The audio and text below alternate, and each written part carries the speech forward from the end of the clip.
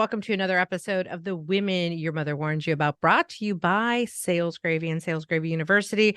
And if you are trying to up your game in the sales world, go check out salesgravy.university for all of the most awesome sales courses offered to you by 40 different sales thought leaders. There is nothing out there like it, including yours truly. I got some great courses on there too you should check out. But today, let's talk about somebody really cool and dynamic joining the show. I happened to meet him at an event and I was so intrigued by what he's doing. There's a lot of goldfish involved. That's all I'm going to say right now before I bring him on the show. But today we've got Stan Phelps is our guest today.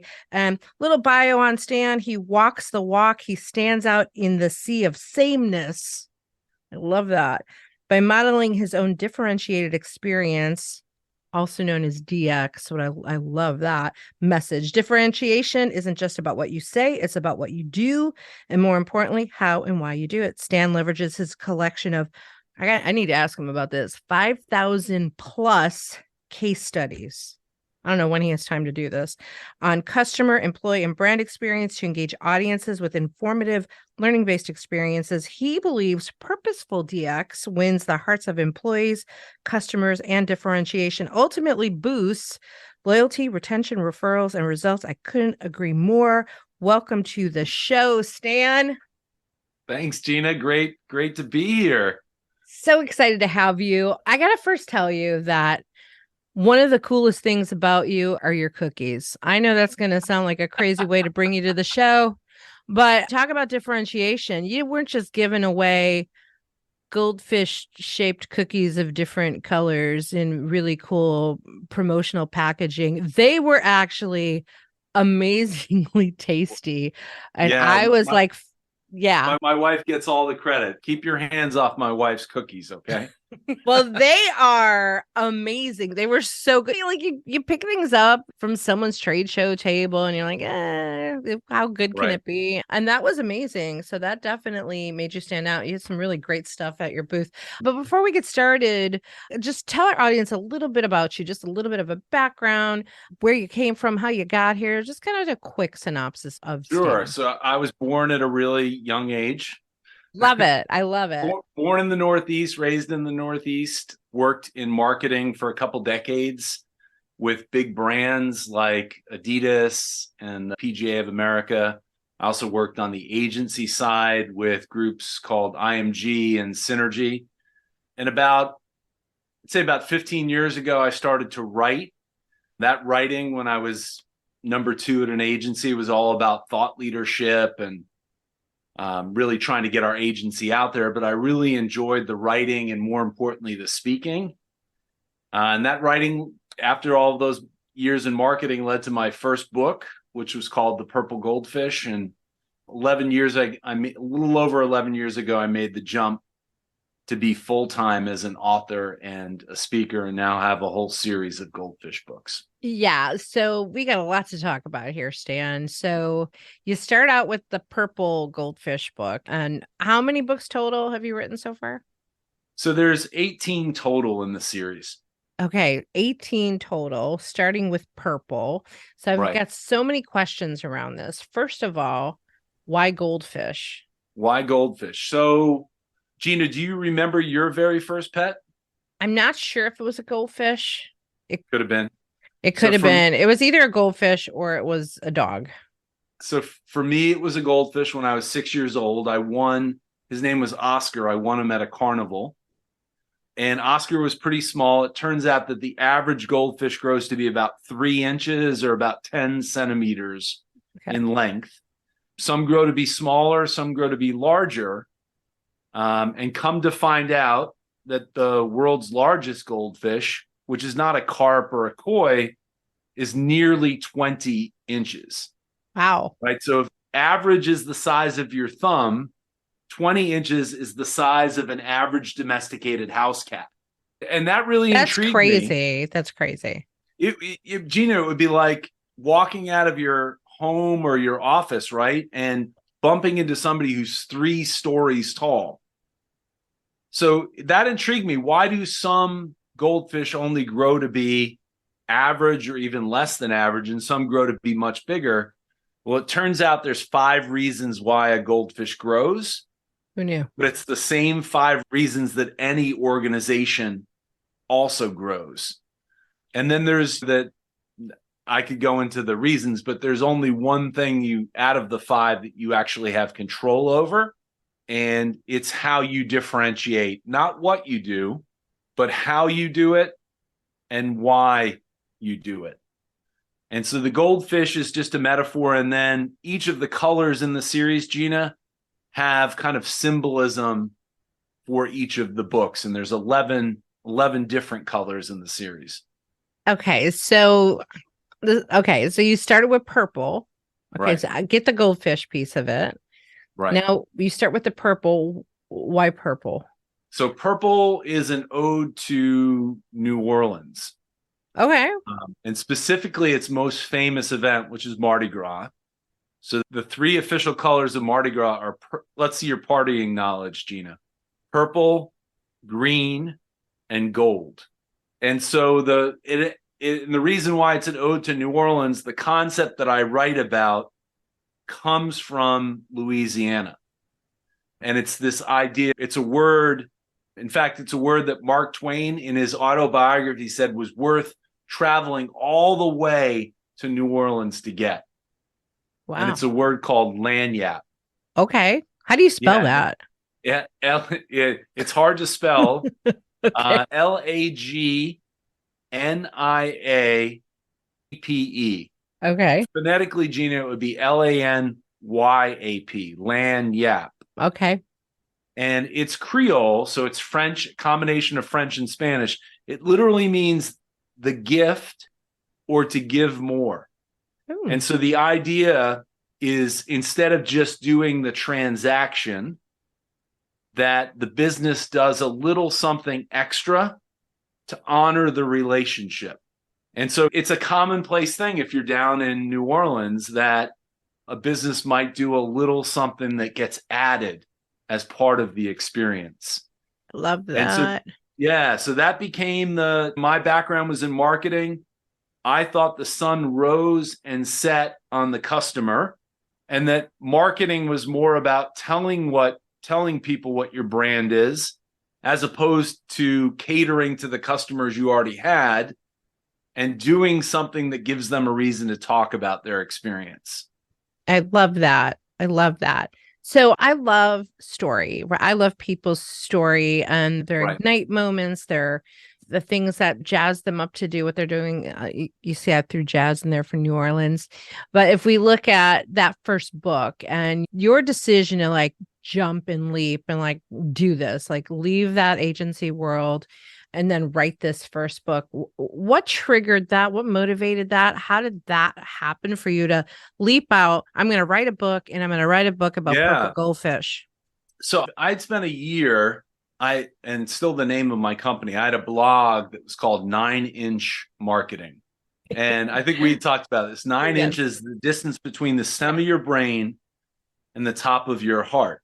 And I tell people, if the goal of marketing is to win the hearts of your customers, right, then this becomes the longest and hardest 9 inches. I don't remember you saying that when you first told me, but that's yes.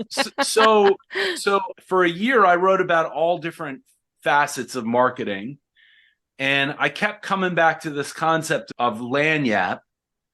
But Gina, it's solidified for me when I had what I call my moment of truth. And my moment of truth happened in New York City. I'm at one of these like rooftop bars in Manhattan, like a really cool place. I'm like at the top of this rooftop bar, and it's crowded. I'm there with a colleague. We're waiting for some people to show up, and we're going to go to a networking event, right? I was kind of in business development and sales. And so we're waiting for people to show up, and it's a crowded bar. And I tell people I'm enjoying an $18 beer, if it's possible to enjoy an $18 beer. And I'll never forget it. There was this older guy sitting right across from my colleague, Brad, and I. And Gina, he was on his own by himself. And every couple minutes, I could see him scan the entire bar. So it became obvious to me he was also waiting for someone to show up. And a half an hour goes by and no one shows up for this guy.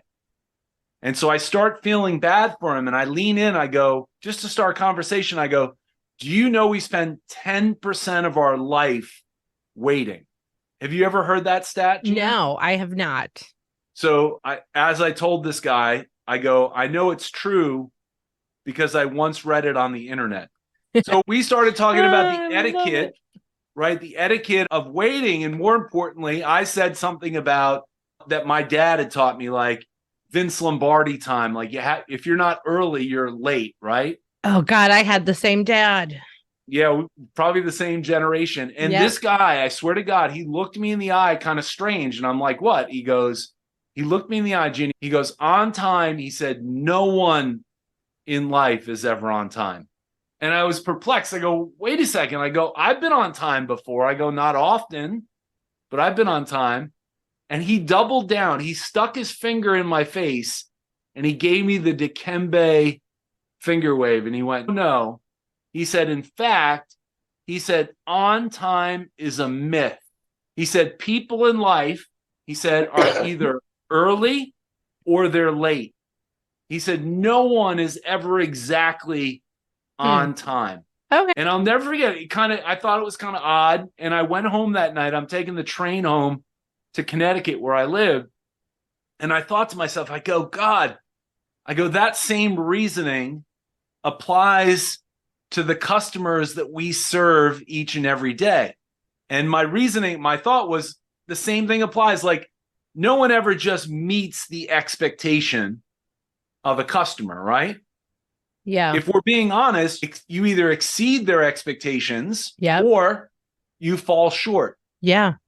And so given the choice of either doing less or doing more, literally the next day I started, I called it the Purple Goldfish Project, and I started to search for case studies. I wanted companies that purposefully did little things to go above and beyond expectations, right? To go above and beyond just the transaction to show that they cared about the relationship.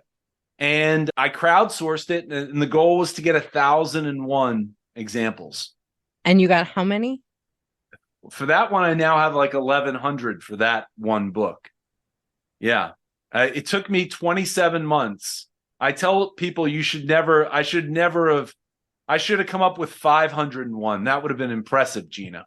Yeah. Right? Yeah. I tell people I should have taken advice that someone gave me once about cross-country skiing. Have you ever done cross-country skiing? No, and it won't happen. It won't happen. I tell you, it's really difficult. And this is the advice someone gave me. They said, Stan, if you ever decide to do cross-country skiing, this was the advice. They said, start with a small country. So I should have said 500. I don't know why I did 1,001. And it took me a little over 2 years. And that, looking across hundreds of examples, when I crowdsourced it, I started to see the patterns of how you could do it. And this is the 2.0 version, but there's 10 different ways that you can create a purple goldfish. Wow. And five are in a category that I call value, and 5 are in a category that I call maintenance. So how do you do things to add value, right? And maintenance is more about being easier to work with. Mm-hmm. And you want to be seen as someone who provides high value and is low maintenance. 100%. Are there any stories that, well, you had 1,001 stories, but what is one story that like comes top of mind of that 1,001 stories? Sure. So like the DoubleTree chocolate chip cookie came up so many times in the project. Yes. They've given away 500 million chocolate chip cookies. It used to be that luxury hotels would do stuff for like their top guests, and DoubleTree said everyone's a top level guest to us. Love it.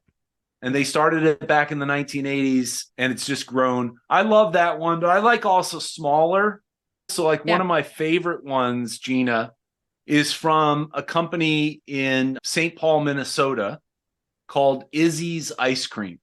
And Izzy's, you think about sampling as something that you typically do for like a prospective customer, right? To bring them in. But here's the thing, from a sales point of view, for the customers that you already have, of 100% of what you can do for them, the average customer, people that are already doing business with you, on average, know less than 30% of your overall capabilities. So sampling is this idea, how do you give them an additional little taste? And I love this at this ice cream shop, Izzy's. Every time you ordered a full scoop of ice cream, they would let you pick a second flavor for free. And they give you this little mini scoop on top that was called the Izzy. It was just brilliant. Wow. Right? Yeah. How do you give your customers, right? Again, the ones that are already doing business with you, how do you give them a little taste of what else you can do if on average they only know less than a third of your capabilities? Yeah. Yeah. That's amazing. I love it. Yeah. There's tons of great stories. Now, did you put all 1,001 stories in that book? Oh, no, there's probably about 100 case studies in there. Yeah. And the first part of the book is, why is it important to do this? The middle part of the book is the 10 different types. And probably each of those chapters has about 8 to 10 examples. And then the last part of the book is like step 1, step 2, step 3 to how do you actually create your own purple goldfish. Okay. And so I did the first, to your point, I only thought it was going to be one book. And here was the thing that I saw, was that the companies that really got it, Gina, didn't put their customers first. Who do you think they put first? Themselves? No, Their the employees. Yeah, yeah. their employees, because here's the thing, you can't have happy customers unless you have happy, engaged team members. Amen. Amen, brother. Yeah. So I'm looking behind me if I had a copy of Green. So I didn't learn my lesson. I did another 1,000 examples and did the same thing. And it was the same thing. That one was called the green goldfish. And the green was the idea beyond dollars, right? Beyond compensation. What are the little things that you can do to reinforce your culture and to drive engagement? And so same type of thing, look through hundreds of examples. And for that book, there's 15 different ways that you can go beyond dollars to drive engagement. Okay, so now this is the way I run in comedy. You repeat things, right? So the first time went so well when I asked you for a story. Now I need another story from Green, one of your best engagement stories. I'm super passionate about this, taking care of your employees first, and they will deliver. And if you don't give them a good experience, forget about it. Is there a story that stands out specifically from your case studies? It turns out there's 75 different drivers of engagement. The number one from the research is the extent to which your employees believe that their senior leaders have a sincere interest in their well-being. Yeah. I'm going to repeat that. The extent to which employees believe that their leaders have a sincere interest in their well-being. And so if you think about it, one of the 15 types is transparency, right? How do you create an environment where people understand why decisions are being made? And ideally, they're made in the best interest of the team, right? So the idea of trying to keep things open by default, because if people don't have the information, they tend to make up their own stories. I was just going to say, the assumptions kick in. Right. Right. No one ever gets the benefit of the doubt. Yeah. And especially if you're like, I like what you're saying. We're doing this in the best interest. But if you're not communicating the plan, the goal, what's in it for the employee, all they can do is make assumptions because you gave them nothing else to go off of. Right. So the story I love that illustrates this, I used to live in Amsterdam. And in Amsterdam... Oh, I think we talked about that because we talked about improv in Amsterdam. I used to, Boom, Chicago. Yeah. I used to live in a canal house. And in the canal house, it's really interesting. The Dutch are interesting. They almost none of them have curtains. You can literally look right in to someone's house. And so it's not my story. A guy named Vineet Nayar was visiting a friend, and he asked his friend, he said, why do you not have curtains? And if you've ever been to Amsterdam before, the sun doesn't shine all that much there. And so the guy's like, we want to be able to let that natural light into the house. And then he said also the kind of olive green waters outside and the canals are beautiful, and they want to be able to look out and see at the canals. And then the guy who owned the canal house said something really interesting, Gina. He goes, and it was really telling, he goes, it also forces us to keep our house clean, right? And there's a great I thought you were going to say it forces us to keep our clothes on, but okay. Okay. But sometimes this is a great saying, sunlight is the best disinfectant. Okay. And so creating a transparent environment. So there's a lot of great examples in the book of how companies do that. That's one of the ways. Onboarding I found to be just a critical thing in the beginning of somebody's tenure in a company. Critical. People make a decision very early on in their tenure, short term or long term. And so how you manage somebody into the organization is absolutely key. That's really interesting. So based on some of your work, is there studies that show that someone joins your company and because of the onboarding process, they make a decision early on if they're going to be there for a long time or a short time? Short term, long term, or prison term.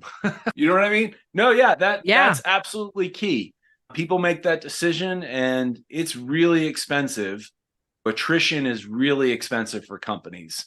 Not only are you losing the investment that you had to get somebody on board, you're losing that knowledge, that institutional knowledge that they have. It's just, it's a killer for companies. Yeah. And I'm sure you're familiar with some of Zappos' approach with onboarding, right? That's the first thing that comes to mind. In fact, I visited them, and it's very sad now, the late Tony Shea gave me a testimonial for the book. Oh, that's amazing. Yeah, they totally get it. They probably showed up in the book three or four examples, but they totally get it. Just to finish off on the first three, and then I did the second one, and I'm like, well, it's got to be a trilogy, right? Purple, green, and gold. Lord of the Rings fan. It's got to be a trilogy or Star Wars, right? And what I realized too, what was interesting is I used to think, Gina, you treat all of your customers and all of your employees the same, right? Everyone should get the same little extra, right? Or special treatment. And I think I got that wrong. And the reason being is that when you study organizations, typically your top 20% of customers drive 80% of your profitability. Your top 20% of your employees, if we're being honest, probably drive 80% of the value in an organization. Your top 20% of salespeople, guess what do they generate? 80% of your revenue. 80% of your revenue. So here's the thing. The last one was about the golden goldfish. It's kind of like the golden goose type of thing. But the idea of little things that you do for your best customers and your best employees. And I'm not a big fan of the 80-20 principle. The guy who kind of coined that came up with his own law, Gina, and he called it the law of the vital few and the trivial many. Ooh, and now I need to know that. What is that law? It's the guy who coined the 80-20 principles, a guy named American named Joseph Juran. Pareto, who did a little bit of the work to uncover these ratios, was from Italy. But Juran worked with the government right before World War II. And he was sent, it's interesting time because we're in a similar time right now. In 1939, we were sending arms and goods to the UK to help them fight in the war before we jumped in. And similar to what we're doing now in the Ukraine and probably going to start doing for Israel. And here's the thing, Duran was studying problems with the shipments, and what he found was 80% of the problems were attributed to just 20% of the causes. And that's when he stumbled upon Pareto's work from literally 30 years earlier. And he's the one that created the law of the vital few and the trivial many. So the big takeaway from that book is you have to understand who is your vital few. Yeah. Yeah. I'm just reflecting on that because I don't know if companies spend a lot of time thinking about that. No. So that was the trilogy. I thought maybe I was done. And then I started to partner with people in areas that I wasn't an expert in. Smart. So blue was the fourth color. That was about technology and data, and AI and analytics. That was the blue one. There's a story behind that. Red was about purpose. Pink, which I presented when we were together in Raleigh, is about embracing kind of weirdness and weakness to stand out and differentiate yourself. Yellow was about happiness. That was the sixth color. The seventh color was about working across the generations, the gray goldfish. Number 8 was diamond, which is about sales and client management and excelling under pressure in business. Yeah. Silver was about communication and presentation skills. So they kind of run the gamut, all of the colors. I love it. So I know our original plan was to talk about diamond, but I told you we might go off the rails in a different direction. But I truly wanted to understand this whole goldfish tank scenario. How many more colors you got to go? Because there's all kinds of colors. You going to keep going? Yeah, it's a great question. So last year, I came out with the black goldfish. Ooh. And have you ever seen like a young kid play with paint and eventually all of the colors get mixed together? Yeah. You either get a really dirty brown, but ideally, if you put all of the colors together, what color you get? Yeah, okay. Black. And so last year I came out with black, which was the 11th color, one louder, 11. And that was kind of a little bit of the progression of the entire series. And right now, other than going back and doing like a 2.0 of some of the books, I'm not doing any additional colors for the foreseeable future. For now. You never know. You never know. You never know. But I've started a thing called the Goldfish Tank, which is a unique program where I work with organizations to come in and not just do a keynote and not just do a workshop, but actually provide an environment of applied learning. And what's really cool is people at the end of that learning have to come in and actually pitch an idea that they can use in their business. And so my next decade, and I just hit the 10-year mark last year, my next decade as an author and as a speaker wants to be more focused on less on entertaining and insight and more about impact. Love it. I love it. I do want to go back to diamonds because I read the small book that you sent me on diamond, and I was super intrigued by it because I love those. By the way, if you put a little water on it, you get the big one. No, that's not going to work. I thought you were going to say like a goldfish comes out. No, I'm a big fan of like the mini book, right? Because I love if we're that. honest, people don't read books, but they will read. I love that. I'm going to borrow that idea from you. I told you, so I'm excited about that. The diamond one, let's talk a little bit about that before we wrap up, because you referenced the golden rule and the platinum rule, and then there's the diamond rule. So I talk a lot about obviously the platinum rule, and because this goes hand in hand with improv in making it about others, making people look to you and feel good. And I'm not going to step away from that necessarily, but the diamond rule got me thinking, but it also goes very hand in hand with emotional intelligence. So let's talk a little bit about the diamond. Sure. So you know what a diamond is, right? It is other material. I just know diamonds look good on my fingers. Well, it's one of the most valuable things on earth, right? And not because they're plentiful, it's because they're scarce, Uh-huh. right? So a diamond is simply a piece of coal that did well under pressure.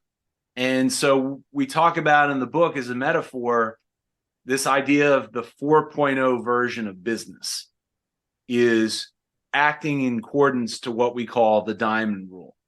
Now, you mentioned the golden rule and the platinum rule. What I didn't realize, Gina, there's something that actually predates the golden rule. No, I don't know if I knew that. It's the silver rule. Oh, the silver rule. Yeah, I did read that. Okay. Yeah, and the silver rule dates all the way back to the time of Confucius. Mm-hmm. And he wrote about it in the book Analects. And ideally, the silver rule is simply this: do no harm. Like, if you don't want bad stuff done to you, don't do bad stuff to other people. Yeah. Yeah. And you think, well, that's pretty basic, right? One of the most valuable companies in the world is Google. For their first 20 years, do you know what their corporate motto was? Was it do no harm? Do no evil. Oh, do no evil. Because I'm like, it sounds familiar. And to your point, when you become a doctor, you take the Hippocratic Oath. And what's the Hippocratic Oath? Do no harm, right? So you think but it's a basic, it's a starting point, but it doesn't quite tell you what to do. It just tells you what not to do. Yeah. Okay. The 2.0 is the golden rule. And every culture, every religion, they all have a version of the golden rule, right? Treat others the way that you would like to get treated. Right. Right. And it's a great rule for like teaching children, but it's more internal, right? It's based on what you would want. Right. And then there's a huge assumption that what you would want is what your customer or your prospect would want. And here's the thing, we know this from research in sales, right? People convert about 1 out of every 5 opportunities, so 20%, right? And people lose, on average, about 25% of their customers each year. Wow. Right? And here's the thing, there are 4 main behavioral styles. So if I treat you the way that I like to get treated, there's about a 25% chance that we might actually connect, right? And so the golden rule is a bad rule in business and in sales, right? You mentioned the platinum rule, right? The platinum rule is much more grounded in more outward and grounded in empathy. And it simply flips the golden rule. It goes, let me find out what Gina would like and how she would like to get treated. And then what do? I treat her that way, right? And so it's much more focused on the other, which is great. But here's the thing, if I'm 100% focused on Gina, who am I neglecting? Yeah, you. I'm neglecting myself, right? Yeah, yeah. And so in the great words of Mike Tyson, right? It may be a great plan, but as Tyson says, yeah, everyone's got a plan till they get punched in the mouth. And so if I'm 100% focused on the other person, but then I feel slighted and I get triggered, right? I kind of get thrown out the window. So the diamond rule just it combines both elements of the golden rule and the platinum rule. And the first part of the diamond rule is managing yourself, right? Understanding yourself and managing yourself so you can then focus on the needs of whoever you're working with. And this is where you play the game at the high level, reduce the pressure that they feel in order to manage that relationship. Yeah. And so it's kind of like playing the game. If we think about business as a game, and it's not a life and death game, but it's a game, right? And how do we keep score with how we make money and how we convert? And we certainly keep score. Employee retention, it's playing the game if I think about it, at the highest level. And it first involves knowing yourself, right? Knowing yourself and knowing your specific style that you have. Yeah. And then understanding how to understand the styles of those that you're dealing with in order to not do things differently, but kind of see things a little quicker and serve things up in a way that cater to the needs of your client or prospect. Yeah. I love it. I love it so much. We talk about this a lot, about flexing to the style of others. This is very much about emotional intelligence, and the book that I've got coming out next year on improvised intelligence. Like, this goes so hand in hand. I'm curious on the diamond rule. Is this your rule? Did you make up this rule? So, yeah, I worked with my co-authors, so Travis Carson and Tony Cooper. They have this market force style indicator. That's right. And so there's 4 different styles. So there's an assessment that comes with the book. Those guys had done a couple 100,000 of these assessments. They were really the experts. I just saw it as the next level from platinum. And we talked about this idea of a progression and a 4.0 and seeing it more like diamond, because these are not personality styles. They're behavioral styles that are specific to how you do and where you go under pressure, right? We all do really well when things are humming along great. It's when we get triggered and we go to our default, right? When we feel pressure. Yeah, I think that's really important. I've done those behavioral assessments in the past, and I think we often forget about them because there's all kinds of personality assessments that we take and people take. But your exact point, when we're under pressure, what happens, and being able to know like what your triggers are. Like, I know my triggers. I actually just had this conversation with my husband because something triggered me yesterday, and we never fight, but there was a pressure point moment where I had to come back and like explain the pressure to him, but in the moment I couldn't explain it. And how I came back to explain this is like, when I'm in that kind of moment, I actually, my behavior might not be the best behavior, but at the same time, I know I'm having a behavior and I'm like, I need to walk away from everybody until I resolve, because I don't know why I'm reacting the way I'm reacting or feeling the way I'm feeling. And I think to your point, self-awareness, I'm like, okay, something doesn't feel right here. Let me step away till I got to go figure it out before I should interact with other humans. Right? Like, it's step one. Have you ever heard this quote? It's by a guy by the name of Viktor Frankl. Yeah. So Frankl was an Austrian neuroscientist. He was also a Holocaust survivor. He survived not 1, but 3 different camps. It's crazy. And Frankl said, between stimulus and response, he said, there is space. And he said, in that space is our power to choose how we respond, right? And he said, in our response lies both our growth and our freedom. That's so powerful. And so you do the right thing. Absolutely. When you feel that stimulus, you feel yourself getting triggered, the best thing you can do is try to create a little bit of space to be self-aware and not immediately go to your default. Now, I know your last episode was about a swan. I'll tell you really quickly. So the 4 behavioral styles, we have animals associated with each of the 4. Oh, I love it.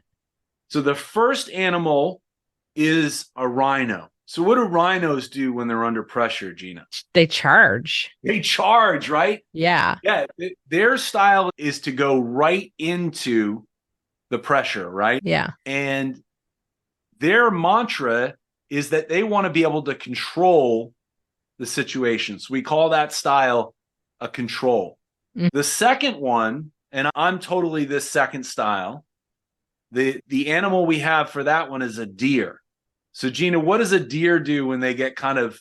They freeze. They freeze, but then what do? And hopefully not into your car. And they run.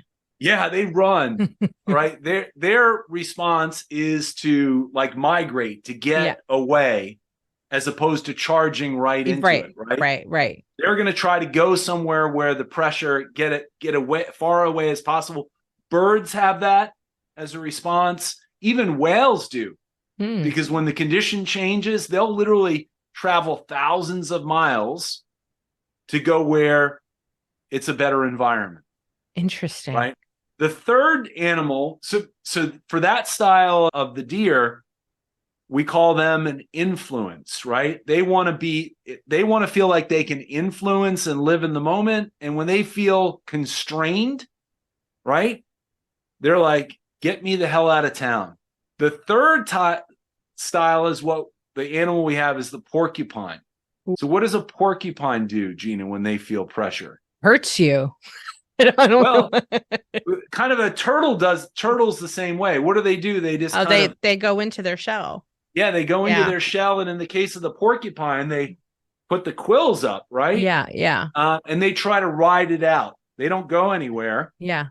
but they try to ride it out until the danger or the pressure subsides. Mhm. And we call that style is called a Power. right.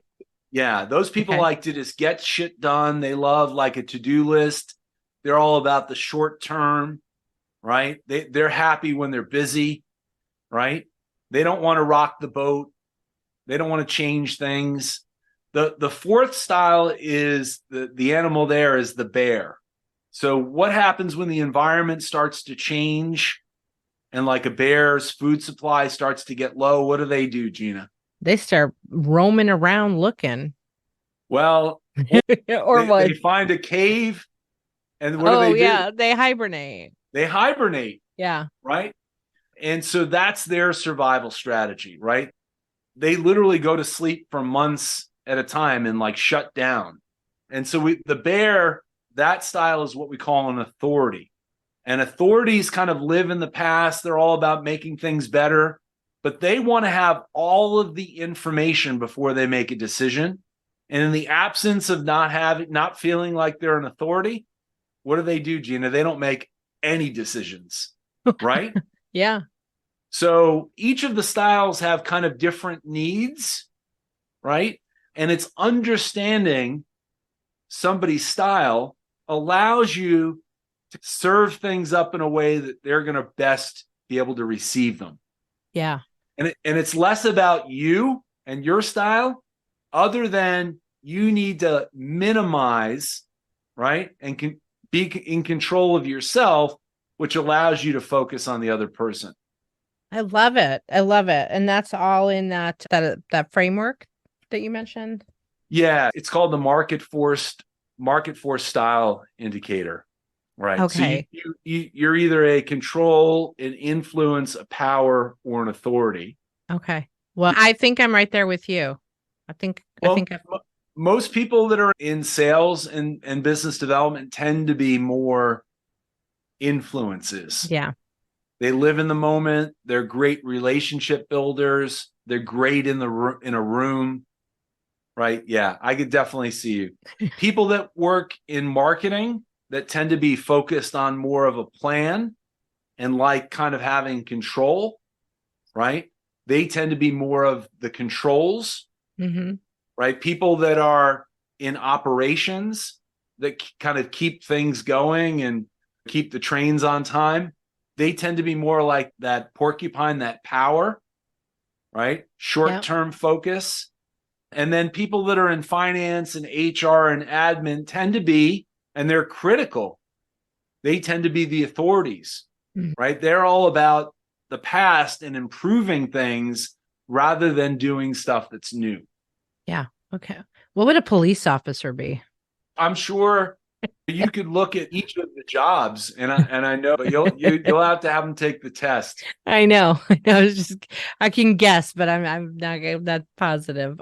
Stan, this has been so awesome having you here today, and This was such a great learning. And I know we talked about how does all of this relate back to sales? I think anybody listening to this in sales and business, all of these things matter. How you take care of your customers, how you're going to treat them, how you're going to take care of yourself. What are you doing with your employees to keep them engaged? All of this, all of these fish come together in the fish tank and is important because business is a game and we need to keep the game going. How can people reach out to you, Stan, and work with you, get more fish in their fish tank? What's the best way to work with you? Yeah, best place is my home base would be my website. So stanphelps.com. Okay. I also spend a lot of time on LinkedIn. So Yes, reach you out do. and connect with me on LinkedIn. Awesome. And your website's awesome, by the way. Oh, thank you. Yeah, really nice job on that. But you're a marketing guy. It should be. I should eat my own dog food, right? Exactly. Well, thank you once again for being here. My pleasure. Thanks for having me on. Awesome. All On right, the Warren. Warners. Thank you so much for listening to this episode of The Women Your Mother Warned You About, brought to you by Sales Gravy and Sales Gravy University. Go check that out for almost 300 live and on-demand courses available for you to check out right now. For more about this show, go to womenyourmotherwarnedyouabout.com. And you can also watch this episode now on YouTube. So go check that out, and we'll see you next time.